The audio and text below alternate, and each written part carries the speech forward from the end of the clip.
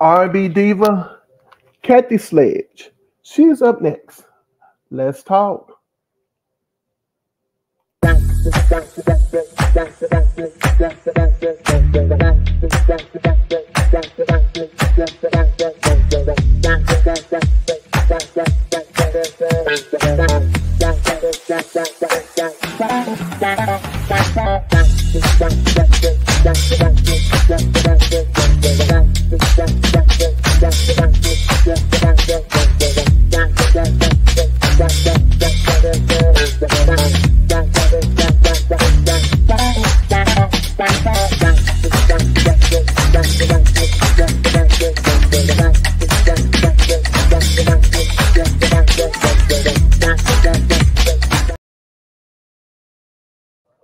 What's up, everybody? How you doing out there? And I want to take the time out to thank you guys so much for coming over here, checking me out on my page. That's right.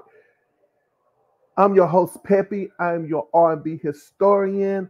And today we are talking about R&B diva legend, icon status, Kathy Sledge. I've been having this one, oh gosh, on the shelf for quite some time. I think it's been over a year. No, not quite a year, probably about a year. I don't know, several months. I know for sure that I have been having Kathy Sledge's commentary like on the shelf. I've been meaning to get around to talking about Kathy Sledge. There was a lot I want to cover regarding Kathy Sledge. Yes, a lot I wanted to cover. I don't know if I'm going to cover it all here because I want to talk about it, talk about only the album. That's right, her album Heart is the album that I'm going to be discussing for this particular video. As I said, legendary Kathy Sledge. If you guys don't know anything about Sister Sledge, we are family, then I don't know what to tell you. All right. It is what it is. She is definitely a diva worth checking out. Now, for those of you who are over here who are new to my channel, and I want to welcome you new viewers, you returning viewers, and you subscribers. If you are a returning viewer and you're checking me out over and over and over again and have not yet hit that subscribe button, by all means, go ahead on and hit the subscribe button. I really and truly do need, you guys to really help me promote the page. If you're checking me out and everything, then yes, become a subscriber. Definitely appreciate it. As well as leaving commentary. I know that these are some of your favorite divas. I know that people out there do want to talk about only the music so many times, and over here I will do it a time or two. I know some of you guys are always wanting to have a channel where people are dishing out the dirt on who drop kick who in these entertainment streets, and I do that from time to time. But you know what? I have to stay in my lane. I have to be true to myself, and I just love talking about the music. And sometimes I do a little bit of table talk, but that's at home. You understand what I'm saying? Like, I'm not necessarily saying a lot of things that I probably would say in public, that I would say in private. But it is what it is. You understand what I'm saying? But I definitely do appreciate you guys for checking me out over here. I thank you guys so much. Hey, get Kathy Sledge on the phone and let Kathy Sledge know we're talking about her over here on Peppy's Point of View. So how do I do this over here? It's simple. I just review the albums. I remember Kathy Sledge releasing this album back in 1992. I was thrilled to see her. As a matter of fact, I remember the video coming out over on BET, Black Entertainment Television over there. I remember her actually being in the studio with Donnie Simpson promoting this album and everything. And I have to say, when I first heard the first album, the single from the album, Take Me Back to Love Again, it was a little bit slow, mid-tempo groove. It was definitely something that was kind of like left field for me. I was definitely expecting to get the Sister Sledge type thing from her, and you didn't get that from her. And so I think that this is a good place to start to talk about the album. And the thing is that, well, oh gosh, there's so many ways I wanted to tackle this. That's why I waited so long to discuss it. Well, let me chop this up in three parts, okay? I think it's three parts I want to chop this up in.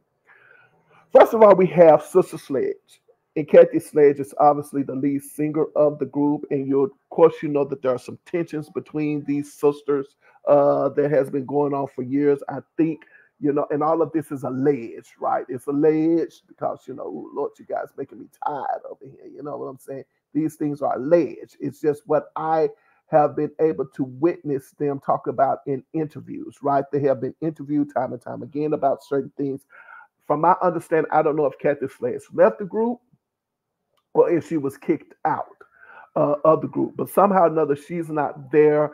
And I think that there's a lot of tension going on between the divas from a creative as well as a financial uh, standpoint. There's a lot of tension going on.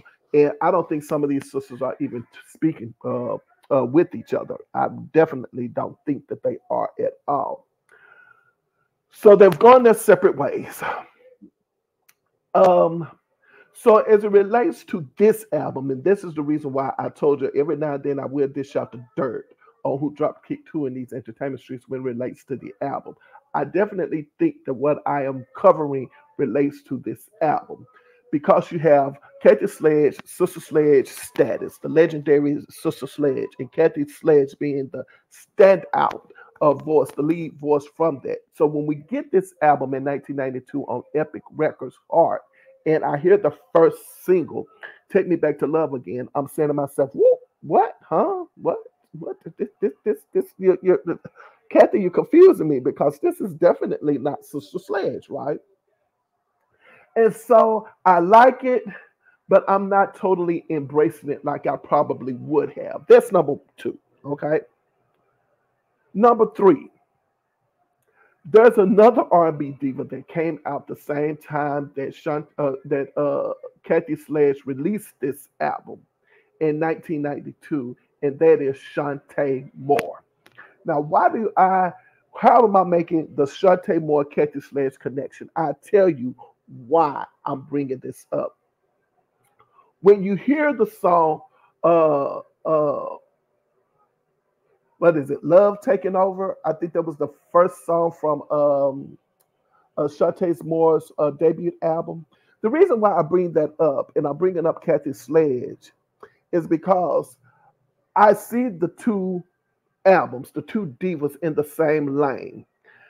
But what's the difference between Kathy Sledge and Shantae Moore? Well, you would think that Kathy Sledge would be able to ride the momentum of her legendary status, right, of being in a legendary group and being the lead singer of that legendary group, and everybody is pretty much embracing her like, oh, it's Kathy Sledge, right? And of course, she's on a major label, Epic Records. I think it's Epic Records. Let me make sure, but I think it's Epic Records. And so she's on a major label such as Epic Records. So I'm going to say it's Epic. Anyway, long story short story long on that one.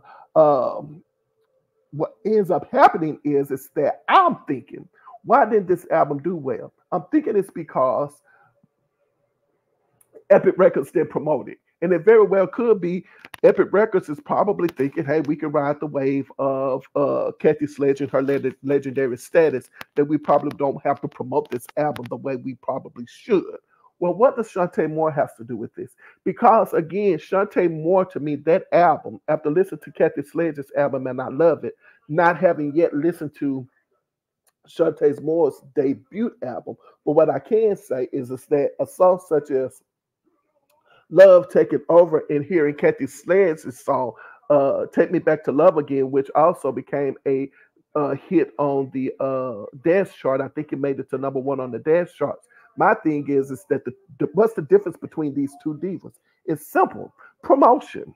Because you have to think about Shantae Moore with Louis Salas Jr. being the executive behind her album, and now he's branched off from MCA Records to now have his own imprint, Silas Records. You know that he's definitely an executive who definitely will promote his artist, so he understands, you know, having been a guy who started out, I think, as DJing and remixing or something like that, and then he becomes an executive over at MCA Records, and then he ends up having his own label. And so definitely he pulls out all the stops for Shantae Moore, because I even think that video was shot in Paris or something like that, right?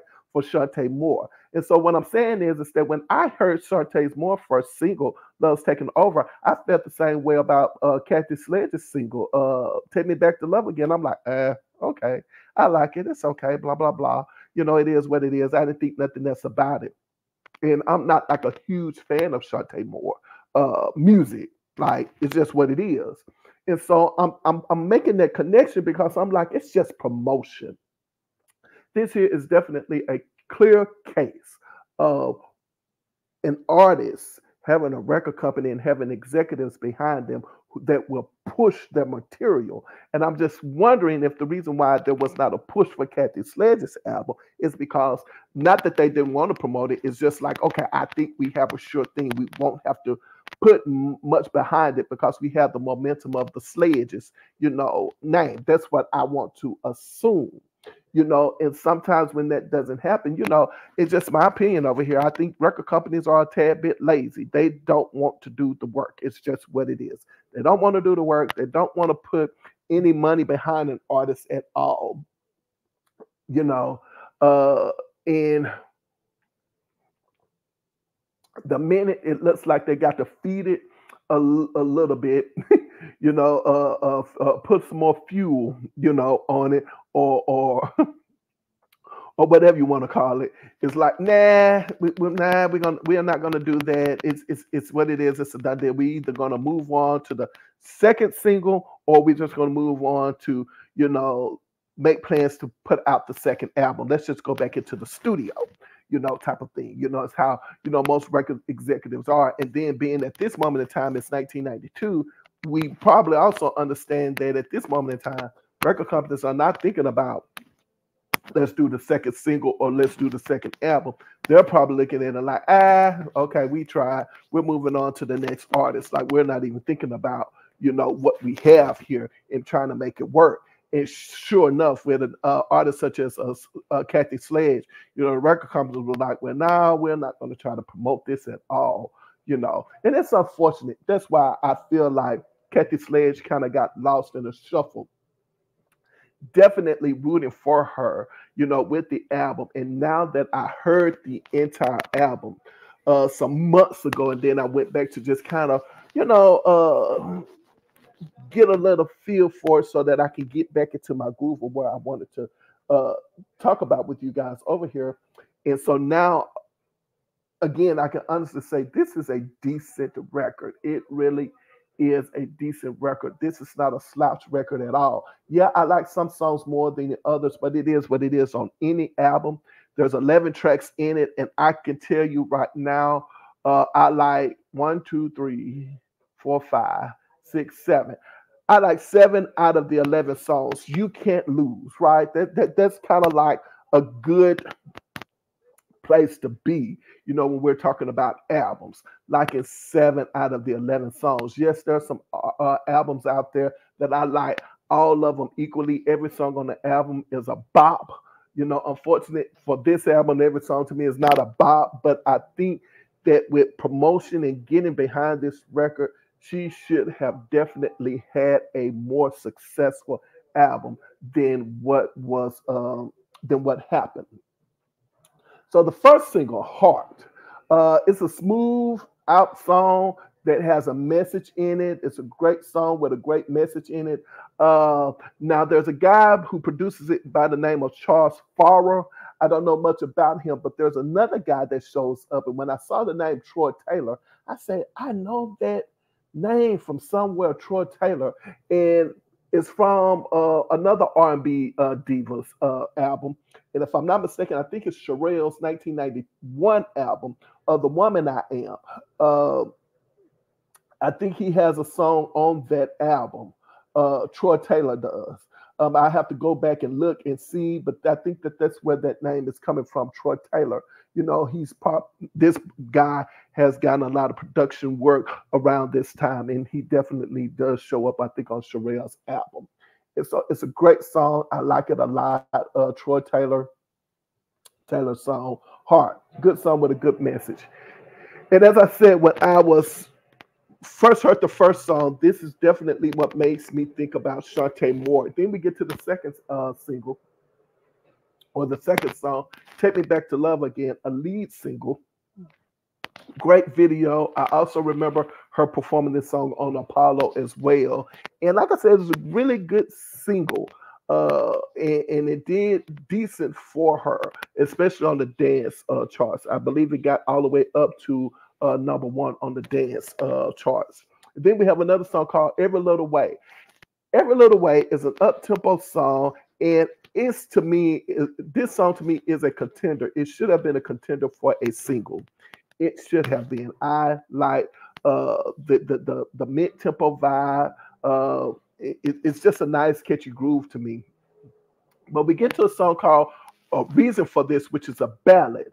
And the only thing that I could think of that I could kind of compare this song to without having heard all of the songs in the world, right? But it reminded me of a song by the SOS band called Tell Me, Do You Still Care? I don't know, kind of like not the same vibe totally, but it kind of like, okay, where am I getting this from? And I really do think that the SOS band probably would have covered this song. The fifth track on the album is a song called "You Win Some, You Lose Some." I think this would have been a perfect song for someone like a Whitney Houston. And as I'm listening to this song, I'm looking for that dramatic ending, like that over the top dramatic ending where she's soaring throughout the song, but it doesn't happen. It doesn't end that way. But it is what it is. Then the next song, I Think of You. Yeah, I can take it or I can leave it. It's no big deal. But then we get to the song Baby, Baby, Baby, track 7. I like this song so much that I actually sent it over to my aunt. We share, music together all the time.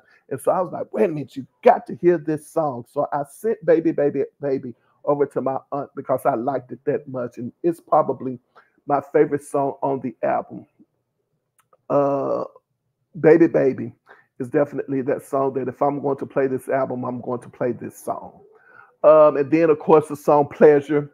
It's the most pop song on the album. If there was ever one of those pop songs, I think Pleasure is definitely one of those songs that could stand out and probably had done well on the pop charts. That's just my opinion.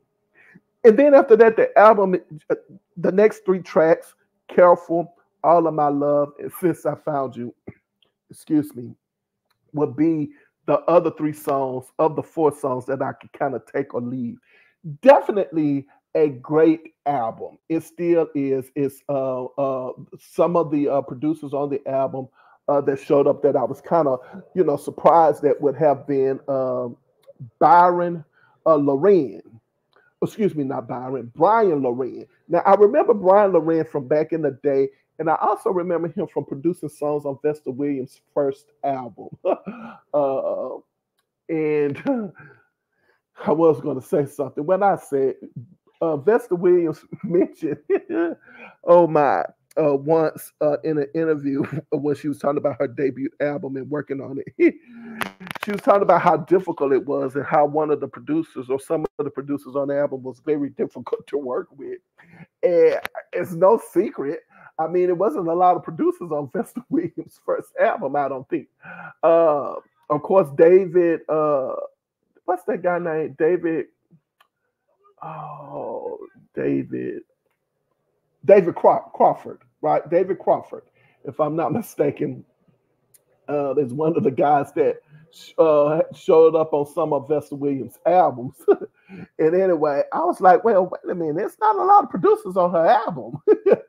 Not a lot. And the only guy I could think of would be Brian Loren. And so I'm saying to myself, like, maybe Brian Loren is the guy she's talking about, the producer she's talking about, as far as, the album was so difficult to work, to produce. Uh, but anyway, there was a couple of other producers on it. Don't.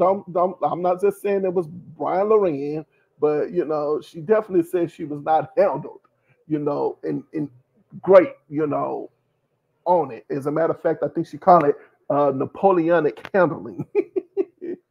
Hey, it's Vesta. We love Vesta. And then there's a guy, Sammy McKinney. I'm gonna have to do something on Sammy McKinney because he's always showing up on some of my favorite R&B diva albums, and I think that uh, I remember seeing some credits with him being a hairstylist, and then it looked like he moved over to a songwriter, and now I'm seeing that he produced a song on this album called "I Think of You." So I'm wanting to check out Simon McKinney and how he, moved from hairstylist to songwriter, so on and so forth. If I'm not mistaken, don't make me say that. Don't make me say that. I was about to say I don't know if is he still is he still among us. Uh, I think I think he has passed. Let me see. Since I brought this up, that's something I'm going to have to research and see because I'm not sure. Uh,